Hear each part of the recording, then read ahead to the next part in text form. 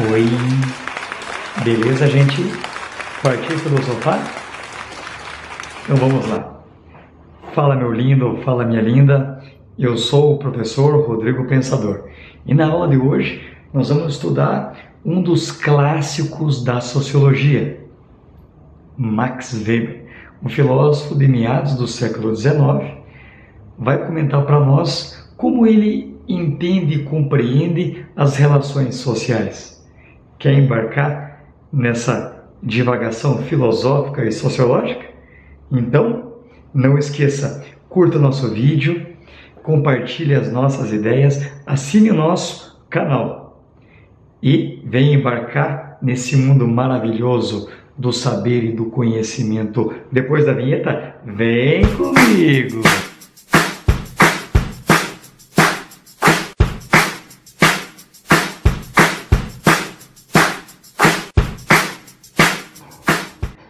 Fala, meu lindo, fala, minha linda. Nós vamos falar hoje sobre um dos grandes clássicos da sociologia do lado de Durkheim, que é o Max Weber. Max Weber é um filósofo que nasceu em 1864, morreu em 1920, né? Nasceu no dia 21/4, não posso esquecer, que é o dia que nasceu a minha linda esposa. Então, nós vamos comentar um pouquinho sobre Max Weber. Ele criou um método chamado na sociologia de método compreensivo, ou seja, o método compreensivo é diferente do método que visa entender algo. Para Max Weber, entender algo significa descrever de maneira objetiva, de maneira exata, absoluta. As ciências humanas, para o Max Weber, não é objetivo, não é exata. Então, para compreender os fenômenos sociais, para compreender a ação dos grupos, das sociedades, eu tenho que entender as intenções individuais, as motivações, o que está por trás de cada indivíduo que motiva ele a agir. Então, as intenções individuais moldam as ações do grupo. Diferente de Durkheim, que acreditava que as ações individuais são reflexo de fatos sociais, ou seja, são consequência do grupo, do coletivo. Para nosso amigo Max Weber, são as ações individuais que determinam as ações em grupo. Então, nós vamos entender o que ele compreende como ação social. Ele tipifica em 4 ações sociais. O que seriam as ações sociais? As pessoas agem motivadas apenas por 4 intenções, por 4 motivações. É aquilo que ele chama de tipos ideais. Tipos ideais seriam como se fosse uma tendência universal que determinam certas ações, tá? Então, é isso que ele vai entender. E quais são as 4 ações individuais que existem nas nossas ações? Ou seja, ou eu vou agir pela tradição, então existe a ação tradicional, que seria a ação motivada pela tradição, claro. Professor, mas o que significa isso? Vou dar um exemplo. Quando você ganha presente de Natal, geralmente a tua tia deu, o teu pai deu, a tua mãe deu, porque eles receberam na infância. Eles veem as pessoas assim fazendo e assim o fazem. O casamento é uma ação tradicional. As pessoas casam, então a gente casa porque todo mundo casa. Presente de Páscoa, presente de Dia dos Namorados, Carnaval é uma ação tradicional porque é passado de geração para geração, mantendo assim a tradição. Rimou, velho. Entendeu? Então, esse é o primeiro tipo de ação tradicional. Temos a segunda ação que o Max Weber coloca para nós, que é a ação afetiva ou ação emocional. Ação que é feita pelo afeto. Como, por exemplo, caridade. Eu dou presentes de Páscoa porque eu sou uma pessoa que tem um carinho muito grande pelas pessoas que têm uma necessidade material. Então eu ajo por afeto ou por emoção. Ó, esse blazer tem a ver com essa ação, com esse sentimento. Espelhe esse tipo de sentimento, digamos assim. Deu para entender?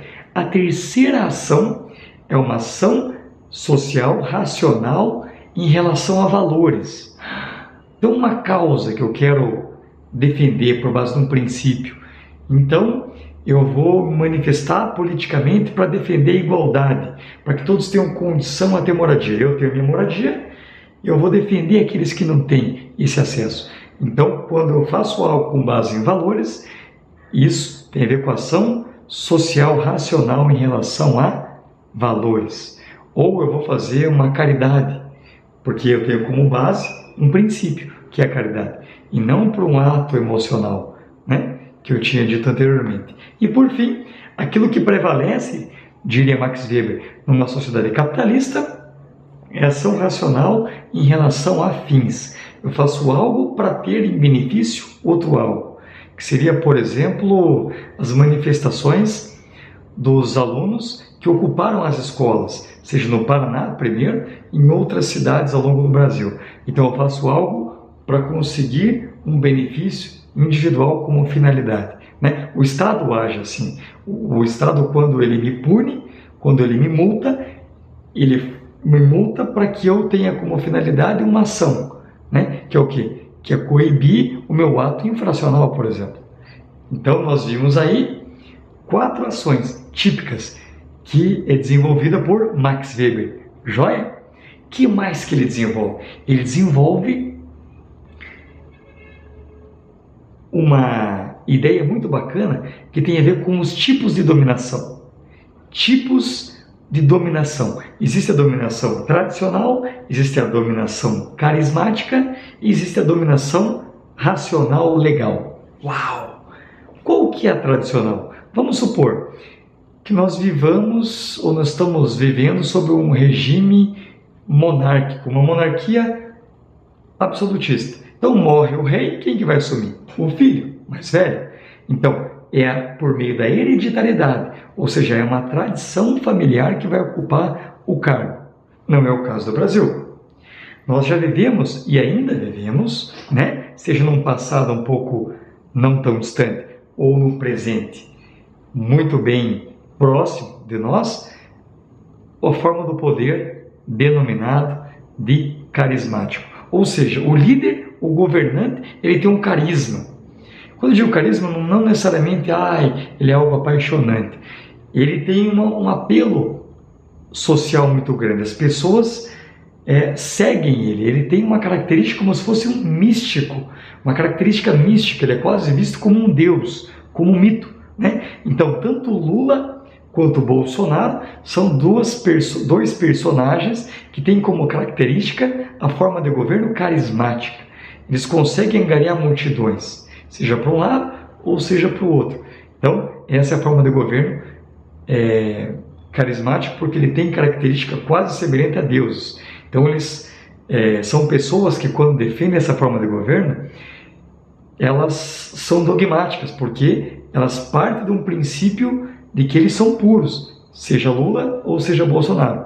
Então a gente acaba caindo num dogma quando tanto aqueles que defendem Lula quanto defendem Bolsonaro, porque acreditam que esses ex-presidente, né, no caso Lula, ou o presidente Bolsonaro, têm características quase divinas para governar.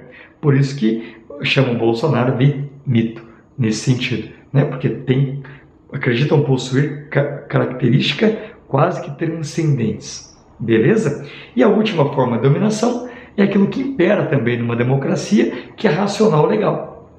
Por exemplo, por mais que eu não tenha votado no candidato X ou Y, quando eu acato a decisão da maioria, porque a lei assim estabelece que o voto da maioria é que decide uma eleição, eu estou, então, me submetendo a esse poder por meio da dominação racional legal. Joia? Deu para entender essa forma de dominação? O que mais que o nosso amigo Max Weber fala? Ele fala sobre o uso legítimo da força, a dominação legítima, que é o monopólio do Estado. Então, o Estado tem um monopólio legítimo da força. Eu não posso, de maneira generalizada, em alguns casos muito restritos, e que isso é exceção e não é regra, eu posso andar armado. Se eu for, por exemplo, um juiz, mas de maneira generalizada, quem pode fazer o uso legítimo da força é o Estado. Então, o monopólio do uso da violência faz parte do Estado apenas. Essa é uma característica do pensamento de Max Weber. Outra ideia bastante utilizada por Max Weber é a ideia de que o mundo sofreu um desencantamento. Nós vivemos um desencantamento moderno. Por quê? O desencantamento do mundo é evidenciado hoje, na modernidade tardia, justamente pelo alto grau de cientificidade, de racionalidade, por meio do iluminismo. Hoje em dia a gente descreve o mundo por meio da razão, por meio da ciência. Não tem mais aquele mistério onde o mundo é entendido por meio da revelação divina, por meio da palavra bíblica. Hoje em dia quem descreve o mundo é o homem, é a ciência. Então o mundo perdeu esse encantamento natural. Então esse mundo tornou-se mais triste, diria Max Weber. Então, a ação social, as formas de dominação, o monopólio do uso da força por parte do Estado e o desencantamento do mundo são conceitos weberianos, que geralmente caem em vestibular ou em Enem, que dá para debater e dá também para utilizar como argumento numa monografia, ou também, se você ainda não está na faculdade, dá para utilizar como subsídio numa redação. Sabiam disso? Sim, verdade. Dá para falar sobre isso. Qual é a forma de dominação que impera no Brasil? Dá para a gente mesclar um pouquinho, né? Como o professor acabou de falar anteriormente, a forma carismática, dominação carismática, e a dominação racional legal. Joia?